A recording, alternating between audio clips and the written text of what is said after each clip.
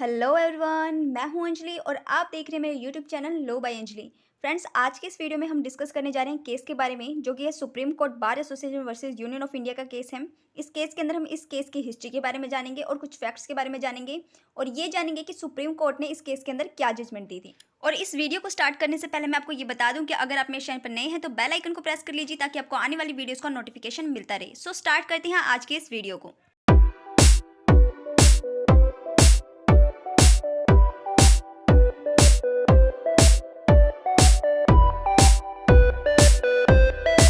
सबसे पहले जानते हैं इस केस की हिस्ट्री के बारे में। एक एडवोकेट विनय चंद्र मिश्रा ने क्रिमिनल कंटेम्प्ट ऑफ कोर्ट किया, जिसकी वजह से उन्हें क्रिमिनल कंटेम्प्ट ऑफ कोर्ट का गिल्टी पाया गया और उन्हें 6 हफ्तों के लिए इम्प्रिजनमेंट हुई और 3 साल तक के लिए उन्हें एडवोकेट की प्रैक्टिस से सस्पेंड कर दिया गया।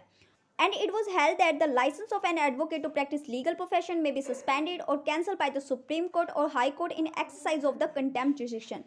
और कोर्ट ने ये हेल्ड किया कि अगर कोई advocate contempt of court commit करता है तो उस एडवोकेट की प्रैक्टिस का जो लाइसेंस है वो सस्पेंड किया जा सकता है या फिर कैंसिल किया जा सकता है सुप्रीम कोर्ट या फिर हाई कोर्ट के द्वारा। लेकिन सुप्रीम कोर्ट के इस डिसीजन को ओवर रूल कर दिया गया प्रेजेंट केस के अंदर। वो प्रेजेंट केस है supreme court bar association versus union of India. और इस प्रेजेंट केस में मतलब supreme court bar association versus union of India के केस में सुप्रीम कोर्ट ने ये बात क्लियर की कि अगर कोई भी एडवोकेट कंटेम्प्ट ऑफ कोर्ट करता है तो उसके लाइसेंस को सस्पेंड या फिर कैंसिल नहीं किया जा सकता सुप्रीम कोर्ट या फिर हाई कोर्ट के द्वारा। चलिए, यहाँ तक तो जाना हमने इस केस की हिस्ट्री के बारे में। अब जान लेते हैं इस केस का फैक्ट क्या है। देखिए, इस केस के अंदर सुप्रीम कोर्ट ने वीसी मिश्रा, जो कि एक एडवोकेट हैं, उन्हें कंटेम्नर माना है जिसने कि क्रिमिनल कंटेम्प्ट ऑफ कोर्ट किया है। कैसे किया है? इंटरफेयर करके, कोर्ट ऑफ जस्टिस को के अंदर रुकावटें पैदा करके और डराना धमकाना, जैसे डिसरिस्पेक्ट करना, इंसल्ट करना और धमकी भरे शब्दों का भी यूज़ किया है। लेकिन यहाँ पर ये बात कही गई है कि सुप्रीम कोर्ट के पास ये पावर है आर्टिकल 129 के अंडर और आर्टिकल 142 ऑफ इंडियन कॉन्स्टिट्यूशन के अंदर कि वो जो है उस एडवोकेट की प्रैक्टिस को जो है सस्पेंड कर सकता है और या फिर कैंसिल कर सकता है। लेकिन क्या होता है कि एग्रीव्ड पार्टी जो है वो एक पिटीशन फाइल कर देती है under article 32 of the constitution ताकि उसे रिलीफ मिल सके। Issue on appropriate writ declaring that the disciplinary committee of the bar council set up under the advocates act 1961 alone has jurisdiction to inquiry into and suspend और debar an advocate from practising law for professional और other misconduct. Means aggrieved party ने जो writ petition डाली है उसके अंदर main issue यही था कि एडवोकेट एक्ट 1961 के अंदर जो बार काउंसिल की डिसिप्लिनरी कमेटी सेटअप है उसके पास ही सिर्फ जुरिडिक्शन है कि वो एडवोकेट की प्रैक्टिस को डीबार कर सके या फिर एडवोकेट की प्रैक्टिस को सस्पेंड कर सके अगर किसी एडवोकेट ने प्रोफेशनल मिसकंडक्ट किया है तो। मीन्स रिट डालने का मेन मकसद यही था उस एग्रीव्ड पर्सन के द्वारा कि सुप्रीम कोर्ट या फिर हाई कोर्ट के द्वारा जो है सस्पेंड या फिर डी बार नहीं किया जा सकता उस एडवोकेट के लाइसेंस को।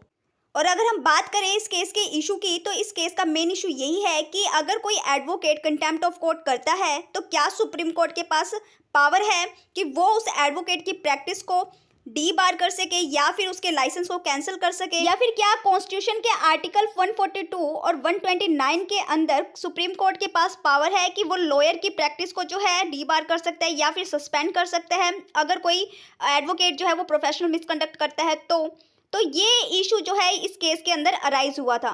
तो सुप्रीम कोर्ट ने इस केस के अंदर क्या हेल्ड किया, क्या ऑब्जर्व किया, वो देखते हैं।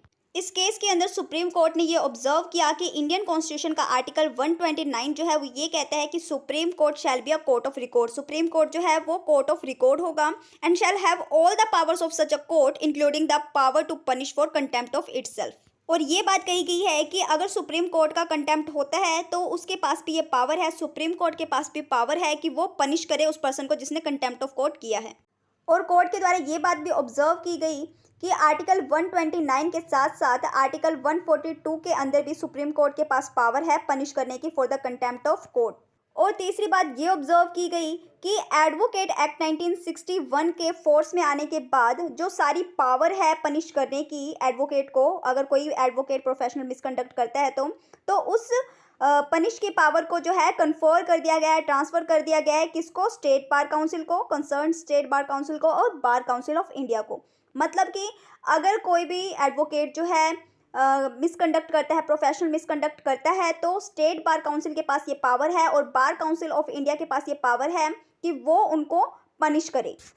और कोर्ट के द्वारा ये हेल्ड किया गया कि अगर सुप्रीम कोर्ट अपने पावर का यूज़ करता है कंटेम्प्ट प्रोसीडिंग को डील करते वक्त अंडर आर्टिकल 129 और under article 142 of the constitution, तो वो किसी एडवोकेट की प्रैक्टिस को डी बार नहीं कर सकता, मतलब उसकी प्रैक्टिस को जो है रोक नहीं सकता, उसको मतलब कैंसिल नहीं कर सकता from carrying on his profession as a lawyer for any period, मतलब किसी भी पीरियड के लिए वो जो है उसे डी बार नहीं कर सकता, रोक नहीं सकता।